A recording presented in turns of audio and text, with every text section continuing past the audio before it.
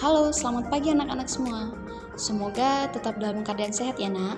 Nah, hari ini kita akan memulai materi kita yang baru tentang integrasi sosial. Nah, sebelum belajar, persiapkan buku masing-masing dan materi kita harap dipahami ya nak. Sebelum ibu menjelaskan tentang integrasi sosial, apakah anak-anak ibu sudah pernah mendengarkan kata integrasi? Nah, integrasi menurut Kamus Bahasa Indonesia adalah pembauran sesuatu yang berbeda hingga menjadi kesatuan yang utuh dan bulat. Nah, pembauran yang dimaksud di sini adalah menyesuaikan, menyatu, dan meleburkan sesuatu hal yang berbeda menjadi satu kesatuan yang utuh, di mana hal-hal yang berbeda ini adalah kedudukan sosial, ras, etnik, agama, bahasa, kebiasaan, sistem penilaian, dan norma. Integrasi sosial ini akan terbentuk apabila sebagian besar anggota masyarakat sepakat mengenai struktur kemasyarakatan yang dibangun, termasuk nilai, norma, dan pranata sosial. Artinya, integrasi bisa terjadi karena adanya pembauran hal-hal yang berbeda dan hal-hal tersebut telah disepakati oleh masyarakat secara bersama. Sehingga dapat disimpulkan, integrasi sosial adalah proses penyesuaian unsur-unsur yang berbeda dalam masyarakat menjadi sebuah kesatuan. Menurut William dan Mayer, terdapat 3 syarat terwujudnya integrasi sosial. 1. Anggota-anggota masyarakat merasa berhasil saling mengisi kebutuhan di antara mereka. Artinya, dengan adanya integrasi ini, kebutuhan-kebutuhan yang mereka inginkan dapat dipenuhi oleh sesama anggota dalam masyarakat. Yang kedua adalah masyarakat berhasil menciptakan kesepakatan bersama mengenai norma dan nilai sosial yang dilestarikan dan dijadikan pedoman dalam hal-hal yang dilarang menurut kebudayaan.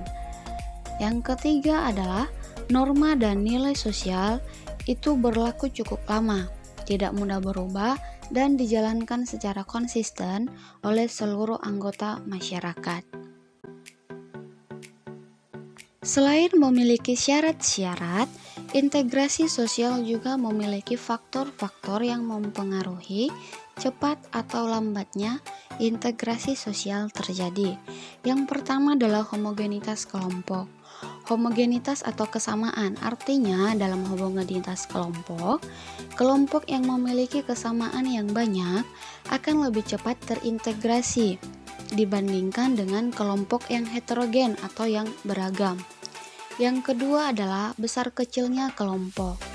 Nah, hal ini juga sama, ketika kelompok semakin besar, maka integrasi yang terjadi akan semakin lambat. Sedangkan apabila kelompok yang terdapat dalam masyarakat itu adalah kelompok yang kecil, maka integrasi tersebut akan cepat terjadi. Yang ketiga adalah mobilitas geografis atau perpindahan. Nah, semakin sering anggota masyarakat datang dan pergi, maka semakin sulit proses integrasi sosial terjadi. Karena mereka harus beradaptasi kembali dengan kebudayaan yang baru mereka temui di lokasi tersebut.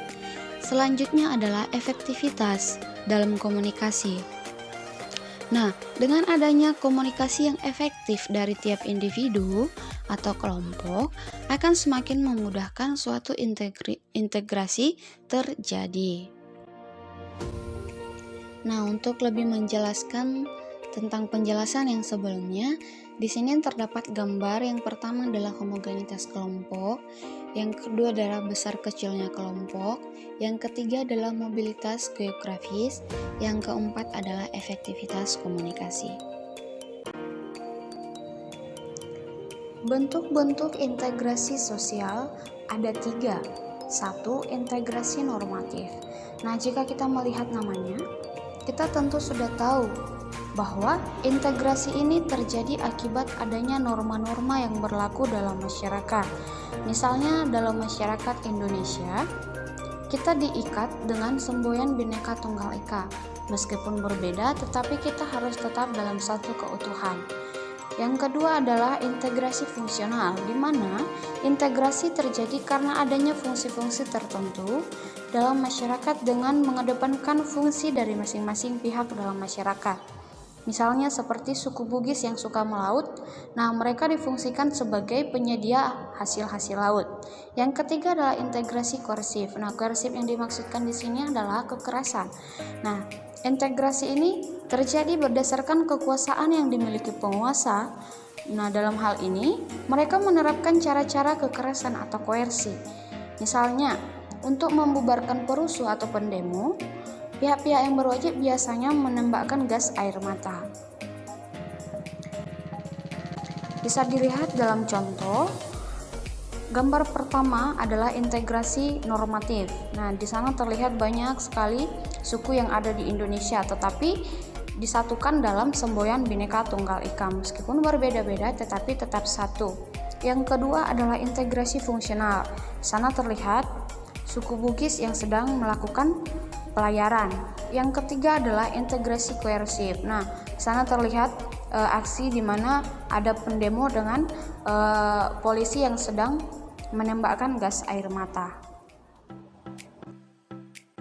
Demikian materi kita pada hari ini. Harap materi kita dipelajari baik-baik dan dipahami. Jika ada yang kurang jelas atau kurang dipahami, silahkan bertanya kepada Ibu. Terima kasih atas waktu dan perhatiannya. Sampai jumpa minggu depan. Selamat pagi.